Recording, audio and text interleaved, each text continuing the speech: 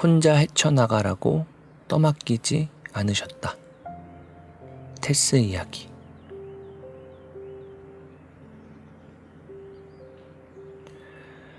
성인이 되고 얼마 지나지 않아서부터 신앙의 위기가 찾아왔다. 개인적으로 무슨 큰 시련이 있었던 것은 아니다.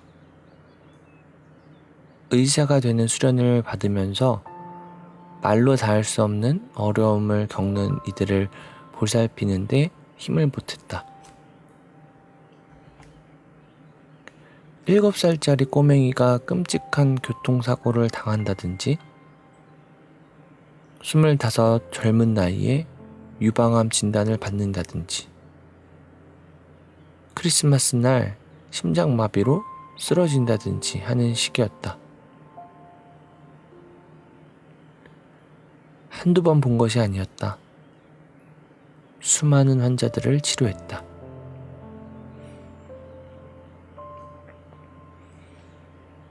남편 베리와 함께 이처럼 도전적인 환경과 씨름하고 또 헤쳐나오면서 신앙 또한 치열한 검증 과정을 거쳤다. 하나님은 우리의 믿음을 키우셔서 주님을 깊이 의지하게 하셨다. 그분을 이해하지 못하는 순간에도 마찬가지였다.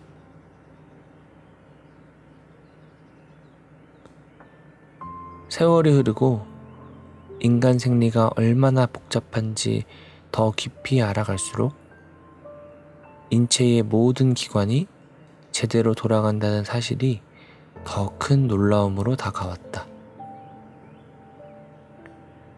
잠에 골아 떨어진 사이에도 숨을 쉬고 소화를 시키며 암과 싸울 수 있다는 건 참으로 경이로운 일이었다. 차를 몰고 집에 돌아올 때마다 정교한 자극 하나에도 균형이 무너지기 쉬운 자연을 바라보며 만사가 순전히 하나님의 은혜라는 생각을 하고는 했다. 그러기에 고난과 고통 앞에서 흔히 던지는 왜 내게 이런 일이 같은 식의 질문은 우리 사전에 애당초 없었다. 도리어 스스로 묻는다. 어째서 내게는 그런 일이 생기지 않았던 거지? 이렇게 공짜로 끊임없이 복을 누릴 만한 공로가 있는 것도 아니잖아.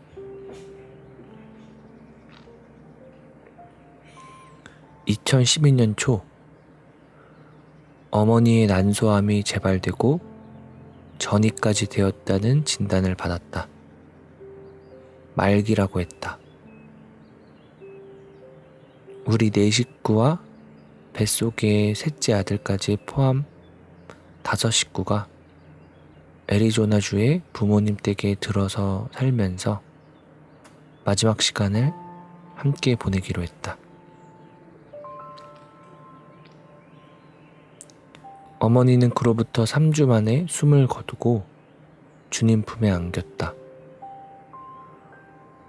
병이 끝을 향해 달려가던 마지막 며칠 동안 어머니의 의식은 점점 혼미해졌지만 놀랍게도 성경 말씀을 중얼거리곤 했다.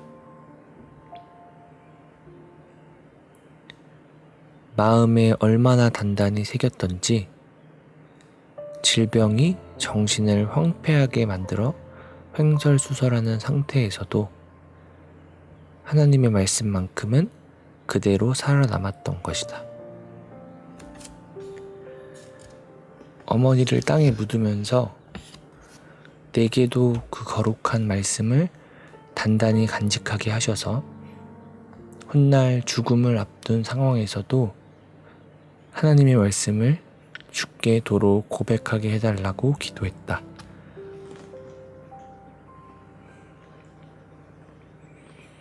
그해 8월 우리 부부는 셋째 아들을 세상에 반갑게 맞아들였다. 둘째를 낳은 지 3년 만이었다. 아기가 생후 14주쯤 되던 화창하고 따뜻한 11월의 어느 날 오후, 직장에서 더없이 행복한 우리 집으로 돌아왔다. 보모 아주머니가 낮잠을 자던 아기를 막 깨우려던 참이었다. 두려움에 사로잡혀 내지르는 아주머니의 비명소리가 내 귀를 관통했다. 도대체 무슨 일인가 싶어 침실로 달려갔다. 아이가 죽었음을 한눈에 알 수 있었다. 그 순간 가장 먼저 뇌리에 떠오른 건 욥기 1장 21절이었다. 주신 이도 여호와시요 거두신 이도 여호와시오니 여호와의 이름이 찬송을 받으실지니이다. 곧이어 데살로니가전서 5장 8절이 떠올랐다. 범사에 감사하라. 이것이 그리스도 예수 안에서 너희를 향하신 하나님의 뜻이니라. 오랜 훈련 기간이 갑자기 찾아왔다. 꼭 필요한 시점에 꼭 필요한 자질을 갖추게 하시는 성령님의 놀라운 능력과 함께였다. 서둘러 남편에게 전화해서 와이어트가 숨졌으니 어서 집으로 오라고 했다.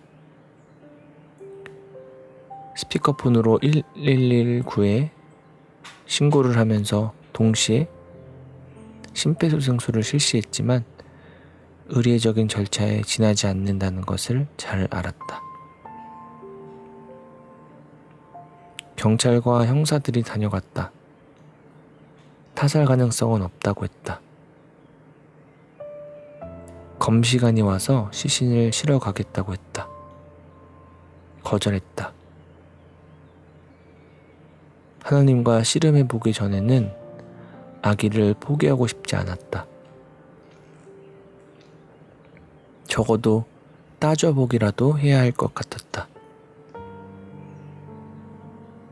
구하면 얻을 것이며 얻지 못하는 건 구하지 않기 때문이라는 말씀을 기억했다. 재판관에게 끈질기게 매달려 견디다 못해 요구를 들어주게 만들었던 과부와 겨자씨만한 믿음 이야기도 알고 있었다.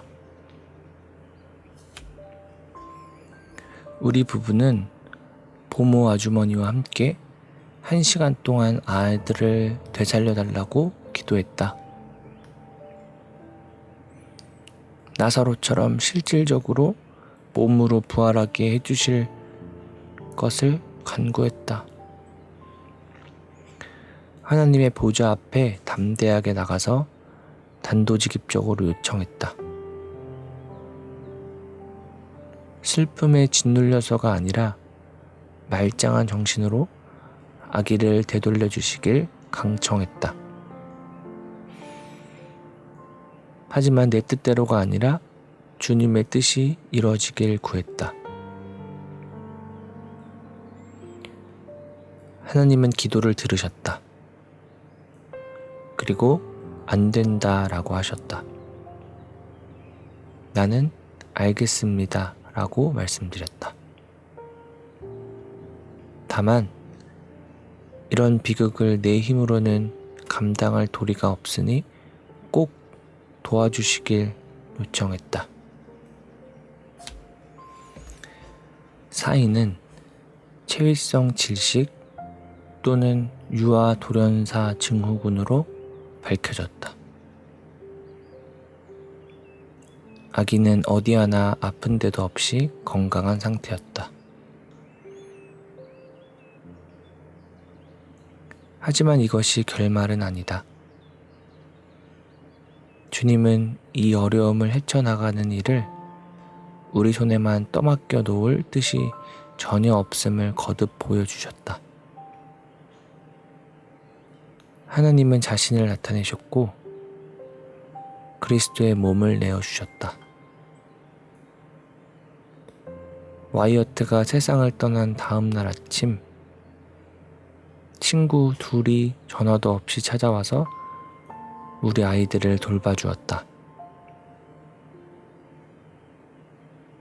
리디머 교회의 공동체는 기도의 전사들과 섬김의 용사들을 출동시켰다.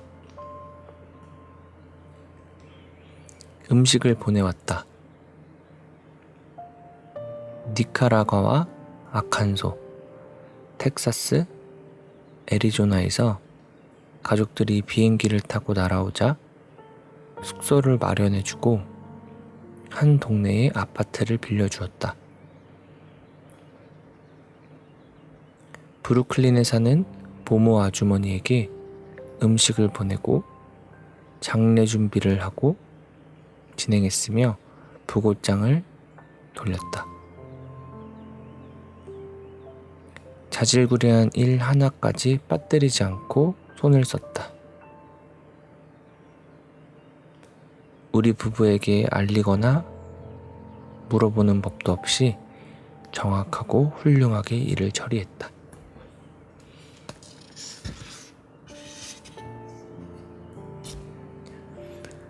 덕분에 우리는 슬픔의 깊은 골짜기로 내려가 그 아픔을 한껏 맛보고 나서 맞은편으로 빠져나올 수 있었다. 긴 터널을 빠져나왔을 즈음에는 고통을 통해 온 공동체가 하나가 되었고 우리는 다시 아기를 가졌다. 주시니도 여호와시요 거두시니도 여호와시니 여호와의 이름이 찬송을 받으실지니이다.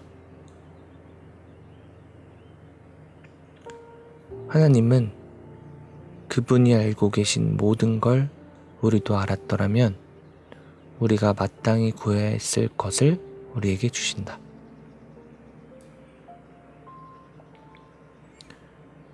언젠가 팀 켈러 목사님에게 들은 이야기다.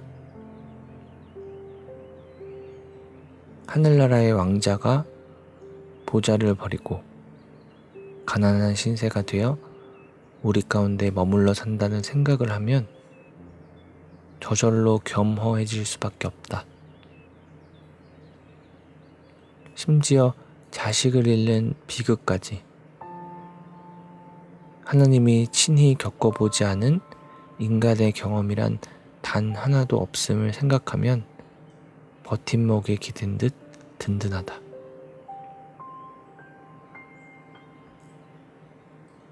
예수님의 상처가 부활을 통해 영광이 되었다는 사실을 생각하면 새로운 힘이 솟는다.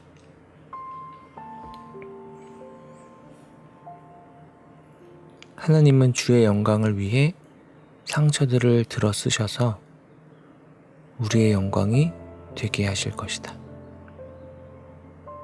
참으로 이야기는 아직 끝나지 않았다.